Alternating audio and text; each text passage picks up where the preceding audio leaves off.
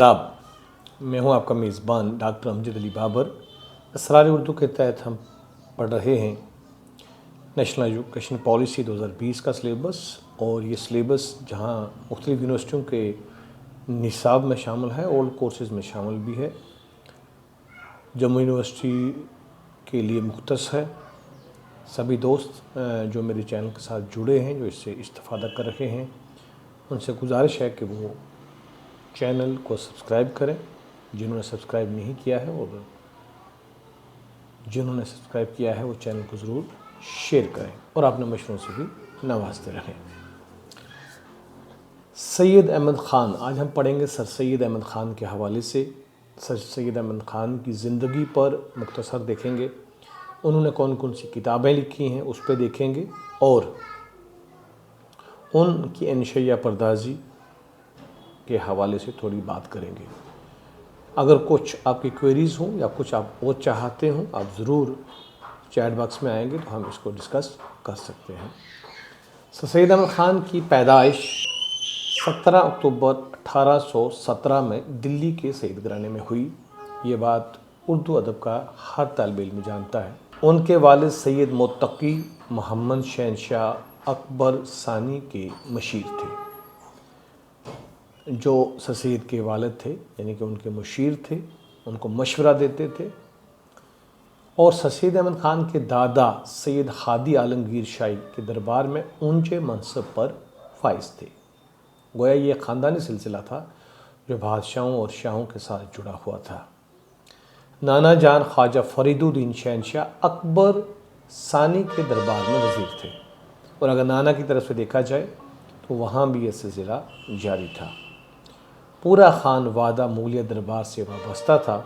इनकी वालदा अज़ीज़ुन्निसा नहायत महज़्ज़ब खातून थीं। ये बात अक्सर कही जाती है कि सर सैयद ने जो इल्म हासिल किया, जो तरबियत हासिल की, वो वालदा की निगरानी में थी, और इनकी वालदा एक पढ़ी लिखी खातून थी जिन्होंने कोई भी कसर बाकी नहीं रखी। सर सैयद की तालीमी सफ़र ने इनको अदालती काम सीखने का मौका फराहम किया। उन्होंने अदीद मुलाज़मों में खिदमात अंजाम दी, काफ़ी मुलाजमत की, छोटी छोटी मुलाजमत की। वक्त के साथ अपनी रोज़ी रोटी के लिए उनकी मेहनत से तरक्की हुई। उन्हें बरतानवी हुकूमत ने 1888 में सर का खिताब दिया। ये मुख्तसर तौर पर कि सर सैयद को जो सर सैयद है, ये उनका खिताब है। सर सैयद ने तालीमी तहरीकात की बुनियाद रखी। कुछ ऐसी तालीम के हवाले से उनकी कोशिश थी जो आज भी बोलती हैं, और सर सैयद इसीलिए हमेशा याद किए जाते हैं। इस हवाले से साइंटिफिक सोसाइटी और तहजीबुल इखलाक अहम रोल रखते हैं सर सैयद की तरफ से। इनका मकसद मगरबी उलूम को अवामी ज़बान में तर्जमा करके और इल्म व फ़हम को फ़रोग़ देना था, क्योंकि सर सैयद को इस बात का एहसास हो गया था कि जो मगरबी अदब है, जो वेस्टर्न अदब है, जो इंग्लिश में अदब लिखा जा रहा है, उस अदब की, उस इल्म की, उस साइंटिफिक तौर तरीक़े की हमारी कौम, हमारी हिंदुस्तानी लोगों को भी ज़रूरत है। लेकिन चूँकि उस वक़्त हिंदुस्तानी कौम और ख़ुसूसन मुसलमान कौम जो थी, वो जदीद उलूम से ज़्यादा वाक़िफ़ नहीं थी, बल्कि बहुत ज़्यादा वाक़िफ़ नहीं थी। तो सर सैयद ने साइंटिफिक सोसाइटी बनाई, और सर सैयद ने चाहा कि इस सोसाइटी के तहत साइंस की किताबों को आम ज़ुबान में, हिंदुस्तानी या उर्दू में तर्जमा किया जाए, और ताकि उससे हिंदुस्तान के लोग फ़ायदा उठा सकें। इनकी मौसर तहरीक ने उर्दू ज़ुबान और अदब को बेहतर और अमीक से समझाया, और इनकी तसानीफ़ में इसका अक्स भी मौजूद है। इनकी वफ़ात 27 मार्च 1898 में हुई और अलीगढ़ में मदफून हुए। और आप जानते हैं कि जो अलीगढ़ मुस्लिम यूनिवर्सिटी थी, ये सर सैयद की ज़िंदगी में यूनिवर्सिटी नहीं बनी थी, ये पहले कॉलेज था, और सर सैयद की वफ़ात 1898 में हो गई थी, जबकि ये 1920 में यूनिवर्सिटी बनी थी।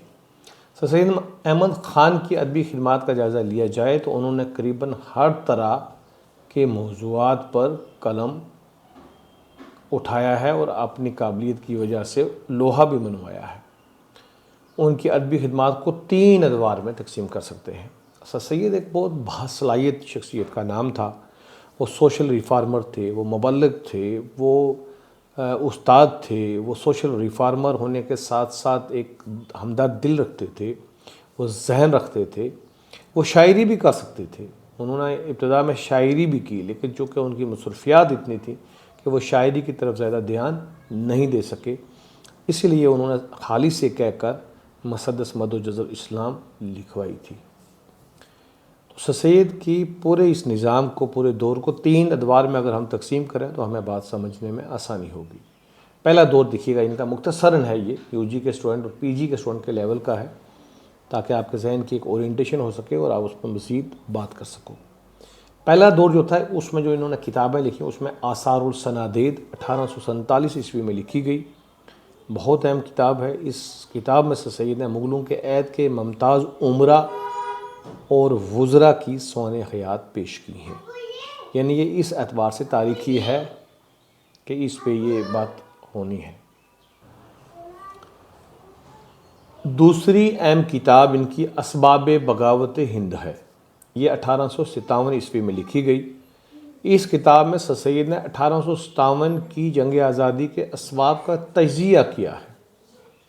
آپ جانتے ہیں کہ 1857 میں جب جنگ آزادی ہوئی، ہندوستان کی پہلی جنگ آزادی کہا جاتا ہے، اس کے بعد انگریزوں نے ہندوستانیوں کو خوب آڑے لیا اور خاص کر مسلمانوں کو۔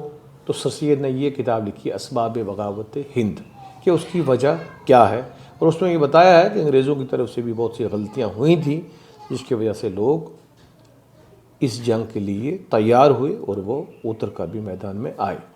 اس کے بعد ان کا رسالہ ہے لائل محمڈنز آف انڈیا۔ اس رسالے میں سر سید نے ہندوستان کے مسلمانوں کی وفاداری کا برطانوی حکومت سے دفاع کیا ہے، کیونکہ سر سید آپ جانتے ہیں کہ اس وقت بھی بڑے امپارشل رہے، بلکہ بڑی مصلیت سے رہے۔ اس رسالے میں انہوں نے یہ کہا تھا، برطانویوں کو کوشش کی تھی کہنے کی کہ یہ مسلمان آپ کے خلاف نہیں تھے، حالانکہ چونکہ جب بغاوت ہوئی اس میں پورا ہندوستان اور پورے ہندوستانی ایک ساتھ ہو کر آزادی کے لیے لڑے تھے۔ مسلمان کہیں کہیں زیادہ ایکٹیو نظر آ رہے تھے اور انگریزوں کو ان پہ بہت غصہ تھا۔ دوسرا دور اسی سلسلے میں جو ان کا شروع ہوتا ہے، ان تصانیفوں میں سفر نامہ لندن 1869 عیسوی میں لکھا گیا۔ یہ سر سید احمد خان نے جب انگلستان کا سفر کیا، وہ سفر نامہ ہے، ساری سفر کی روداد ہے، کہاں سے نکلے، سفر کے دوران کہاں پہنچے، اس بات کا تجربہ اس میں پیش کیا گیا ہے۔ ایک اور اہم کتاب سر سید احمد خان کی ہے خطابات احمدیہ، 1870 عیسوی میں لکھی گئی۔ اس میں اسلامی بنیاد عقائد کی عقلی تشریح پیش کی ہے سر سید احمد خان نے۔ یہ کتاب بھی بہت اہم کتاب ہے۔ تہذیب الاخلاق سر سید احمد خان کا جو بہت مشہور اخبار ہوا، اور یہ جب وہ انگلستان سے واپس آئے، اسپیکٹیٹر اور ٹائٹلر نام کے وہاں 2 اخبار تھے، جس سے وہ وہاں بہت متاثر ہوئے، اور انہوں نے وہیں پہ یہ فیصلہ کر لیا تھا کہ جب وہ اپنے ملک ہندوستان واپس پہنچیں گے تو اس طرح کے اخبار کا اجرا کریں گے، جس کے ذریعے وہ قوم کی رہنمائی کریں گے اور ان میں ریفارمز لائیں گے۔ اس میں سر سید احمد خان کافی کامیاب بھی ہوئے۔ تیسرا دور جو ان کا تھا سر سید احمد خان کا، وہ سیاسی اور سماجی موضوعات پر مبنی ہے۔ یہ دور تھوڑا سا الگ ہے، اس میں وہ کافی ریفائنڈ ہو چکے تھے، کافی کچھ آگے کر چکے تھے، انگلستان سے واپس آ چکے تھے، اخبار تہذیب الاخلاق بھی جاری کر چکے تھے۔ اس میں ایک ان کی اہم کتاب آتی ہے 1872 میں، رسالہ تعلیم النساء۔ اس میں عورتوں کی تعلیم کی اہمیت پر دھیان دیا تھا، حالانکہ اس وقت مسلمان بہت آرتھوڈکس تھے، عورتوں کی تعلیم تو دور کی بات تھی، خود بھی وہ انگریزی پڑھنا مناسب نہیں سمجھتے تھے اور اپنے مذہبی کتابوں پر ہی زیادہ دھیان دیتے تھے اور وہیں پر اکتفا کیے ہوئے تھے۔ رسالہ اسباب ترقی اقوام 1873 میں شائع ہوا۔ اس میں سر سید نے اقوام کی ترقی کے اسباب کا تجزیہ کیا ہے۔ رسالہ اصلاح معاشرہ 1883 میں نکلا۔ یہ بھی مسلمانوں کے معاشرہ میں ترقی کے حوالے سے بات چیت کی گئی ہے۔ سر سید احمد خان کی ادبی خدمات کا اردو ادب پر گہرا اثر پڑا ہے۔ جتنی بھی کتابیں ہیں یہ ایک ذخیرہ ہے سر سید احمد خان کا۔ اگر کبھی وقت ملے تو جب آپ ان کو وقت دیں گے آپ دیکھیں گے کہ وہ کتنی فکر رکھتے تھے، کتنی دور اندیشی تھی۔ ان کی تحریروں نے مسلمانوں میں تعلیم اور اصلاح کی تحریک کو فروغ دیا اور انہیں جدید دنیا کے تقاضوں سے ہم آہنگ ہونے کا موقع فراہم کیا اور اس طرف ان کا دھیان دیا۔ سر سید احمد خان کی ادبی خدمات کے حوالے سے اگر مزید ہم بات کریں تو سر سید احمد خان نثر میں مختصر مضمون نگاری کو فروغ دیا۔ اگرچہ کہ سر سید احمد خان ایک ریفارمر تھے لیکن ان کی وجہ سے مختصر مضمون آئے، اردو نثر میں سادگی آئی، روانگی آئی۔ ان کے مضامین مختلف موضوعات پہ رہیں، جن میں سائنس پہ لکھا ہے، فلسفہ پہ لکھا ہے، مذہب پہ لکھا ہے، سر سید نے تاریخ پہ لکھا ہے اور سیاست بھی اس میں شامل ہے۔ اگر ہم بات کریں مذہب کے حوالے سے تو سورہ فاتحہ بلکہ قرآن پاک کی تفسیر لکھنی شروع کی تھی سر سید نے، مکمل نہیں ہو سکی۔ سورہ فاتحہ کا ترجمہ موجود ہے، سائنٹیفک طور پر کرنے کی کوشش کی ہے۔ سر سید نے اردو میں تنقیدی مضامین کا آغاز کیا۔ انہوں نے اپنے مضامین میں مغربی ادب کی تنقیدی نظریات کو اردو میں متعارف کرایا۔ سر سید نے اردو میں سوانح عمری نگاری کو بھی فروغ دیا۔ سوانح عمری بہت ہی اہم موضوع ہے اور آج کے دور میں بھی یہ بہت امپورٹنٹ ہے کہ سوانح عمری لکھنی۔ تو یہ سر سید احمد خان نے جب آثار سنادید لکھی تو اس میں دلی کے عمرا، امیروں، حکمرانوں کی زندگیوں کے حوالے سے تھا، جو مشکل کام ہے۔ کسی کی زندگی کے حوالے سے لکھنا اتنا آسان نہیں ہے۔ اس کے بنیاد سر سید اور خالی نے لکھی۔ خالی نے بھی جب یادگار غالب یا حیات سعدی لکھی تھی، جب وہ سر سید احمد خان کی سوانح عمری تھی، اس پہ کام ہوا۔ اور اگر ہم ادب کے حوالے سے جب بات کرتے ہیں آج بھی تو سوانح عمریاں ہمیں بہت کم ملتی ہیں۔ اس پہ ابھی بھی کام کرنے کی گنجائش باقی ہے اگر کوئی پی ایچ ڈی کرنا چاہتا ہے۔ سر سید احمد خان اردو ادب کے ایک اہم نام ہے، یہ بات پہلے بھی آپ کو بتائی جا چکی ہے۔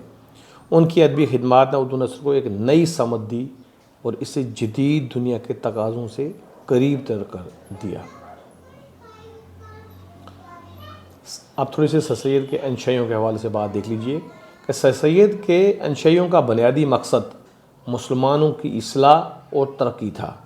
انہوں نے مسلمانوں کو تعلیم حاصل کرنے، جدید علوم و فنون سے آگاہ ہونے اور مغربی تہذیب کے مثبت پہلوؤں کو اپنانے کی ترغیب دی۔ انہوں نے مسلمانوں میں تہذیب، مذہبی رواداری اور فرقہ وارانہ ہم آہنگی کو فروغ دینے کی بھی کوشش کی، کیونکہ سر سید احمد خان یہ سمجھتے تھے کہ مسلمان صرف اپنا مذہب پڑھتے ہیں، اس لیے ان کو سرکاری نوکریاں نہیں مل رہی ہیں، اس لیے ان کو اچھے عہدے نہیں مل رہے ہیں اور سائنٹیفک دنیا میں مسلمان پیچھے ہیں۔ تو سر سید احمد خان نے اس طرف بہت دھیان دیا تاکہ مسلمان آگے بڑھ سکیں۔ فرقہ وارانہ فسادات مسلمانوں میں تب بھی تھے، سر سید احمد خان کو اس کی بھی فکر لاحق تھی۔ انہوں نے کوشش کی کہ سبھی مسلمان چاہے وہ کسی بھی فرقے سے ہوں، کسی بھی مسلک سے ہوں، وہ ایک دوسرے کے ساتھ مل کے رہیں، وہ اتحاد سے رہیں۔ تعلیم کی بہت اہمیت تھی سر سید احمد خان کے ہاں۔ اپنے انشائیوں میں بار بار انہوں نے تعلیم پر زور دیا ہے۔ ان کا خیال تھا کہ تعلیم ہی مسلمانوں کی ترقی کی کلید ہے۔ انہوں نے مسلمانوں کو جدید تعلیم حاصل کرنے اور اپنے بچوں کو اسکولوں اور کالجوں میں بھیجنے کی ترغیب دی۔ تعلیم کی طرف بہت دھیان دیتے تھے۔ مذہبی اصلاح وہ چاہتے تھے، یہ بات بھی پہلے ہوئی ہے لیکن تھوڑا اور دیکھ لیجئے کہ سر سید مذہبی اصلاح کی بھی وکالت کی۔ ان کا خیال تھا کہ مسلمانوں کو اپنے مذہب کی صحیح تعلیمات کو سمجھنا چاہیے اور بدعات اور رسوم سے پرہیز کرنا چاہیے۔ انہوں نے قرآن مجید کی تفسیر جدید انداز میں کرنے کی بھی کوشش کی، جیسے میں نے آپ کو پہلے بتایا ہے۔ مغربی تہذیب سے متاثر تھے اور مغربی تہذیب کے ساتھ وہ سائنس سے جوڑنا چاہتے تھے۔ مذہبی رواداری، یہ بھی بات ڈسکس ہوئی ہے کہ مذہبی رواداری کے وہ حق میں تھے، اس کے قائل تھے، حتیٰ کہ ہندو مسلمان کی یونٹی کے لیے سر سید بہت قائل تھے۔ اور سر سید نے کہا تھا کہ ہندو اور مسلم میری دو آنکھیں ہیں اور دو آنکھوں کی روشنی انسان کو یکسر پیاری ہوتی ہے۔ مذاہب کے لوگوں کے ساتھ امن و ایمان سے رہنا چاہیے اور ان کے مذہبی عقائد کا احترام کرنا چاہیے۔ یہ سر سید احمد خان مانتی تھی۔ سر سید کے ان شیوں میں مقصدیت کے یہ پہلو آج بھی اہمیت کے حامل ہیں۔ ان کے انشیے مسلمانوں کے لیے ایک رہنمائی کا کام کرتے ہیں۔ اور مختصر خلاصہ ہمارے پاس یہ پہنچتا ہے کہ سر سید احمد خان کے انشیے اپنے مقصدیت کے لیے مشہور ہیں۔ ان کا بنیادی مقصد مسلمانوں کی اصلاح اور ترقی تھا۔ انہوں نے مسلمانوں کو تعلیم حاصل کرنے، جدید علوم و فنون سے آگاہ ہونے اور مغربی تہذیب کے مثبت پہلوؤں کو اپنانے کی ترغیب دی۔ انہوں نے مسلمانوں میں مذہبی رواداری اور فرقہ وارانہ ہم آہنگی کو فروغ دینے کی بھی کوشش کی۔ تو یہ سر سید احمد خان پہ چند گزارشات تھیں کہ سر سید احمد خان کا اگر ہم کل ملا کر دیکھیں کہ انہوں نے تاریخ پہ بھی قلم اٹھایا، انہوں نے مذہب پہ بھی قلم اٹھایا، انہوں نے تعلیم و تربیت کے لیے بہت زیادہ زور دیا۔ محمدن اورینٹل کالج جو ہے اس کی بنیاد رکھی۔ اس میں سب سے پہلے تعلیم حاصل کرنے والے شخص جو تھے وہ غیر مسلم تھے، اور یہی ادارہ آگے چل کر محمدن علی گڑھ مسلم یونیورسٹی بنتا ہے، جو ہزاروں طلباء کو ہر سال گریجویٹ اور پوسٹ گریجویٹ کی ڈگری کرواتا ہے، پی ایچ ڈی کرواتا ہے، جس میں کم و بیش 50,000 سے زائد طلباء ہاسٹل میں رہ سکتے ہیں اور اس کی گنجائش ہے۔ تو گویا سر سید تحریک اردو ادب پر ایک احسان ہے۔ جہاں سر سید نے علم و ادب کو فروغ دیا، وہیں ان کے دور میں اردو نثر اور اردو ادب کو بھی فروغ ہوا۔ ان کے رفقا میں مولانا الطاف حسین خالی، وقار الملک، شبلی نعمانی جیسے ادیب موجود تھے، جن کی بیش بہا اور اہم کتابیں ادب میں آج بھی موجود ہیں۔ اور چونکہ ان کے پاس شاعری کا وقت نہیں تھا تو خالی کو انہوں نے کہا کہ کوئی ایسی نظم لکھیے جس میں مسلمانوں کے عروج اور پھر زوال کی تصویر کشی ہو، تو وہ مسدس مدرج اسلام خالی کی آپ کے سامنے ہے۔ تو دوستو یہ باتیں تھیں کچھ، ویڈیو لگ بھگ 15 منٹ کی ہو گئی ہے۔ میں سمجھتا ہوں کہ اس میں یو جی کے طلباء خاص طور پر فائدہ کر لیں گے، پی جی کے طلباء کو بھی کچھ نہ کچھ فائدہ ہو سکتا ہے۔ اگر مزید آپ کو کسی ٹاپک پر چاہیے تو آپ ضرور چیٹ باکس میں لکھیے گا، اپنے کمنٹ کر کے رائے ضرور دیجیے گا، کیا آپ کو اس سے استفادہ ہو رہا ہے، اور اگر استفادہ ہوتا ہے تو ضرور یہ چینل آپ سبسکرائب کرنے کے ساتھ ساتھ اپنے دوستوں میں شیئر کریں، اس سے میرا حوصلہ بھی بڑھے گا۔ آپ نے دھیان رکھیے گا۔ خدا حافظ۔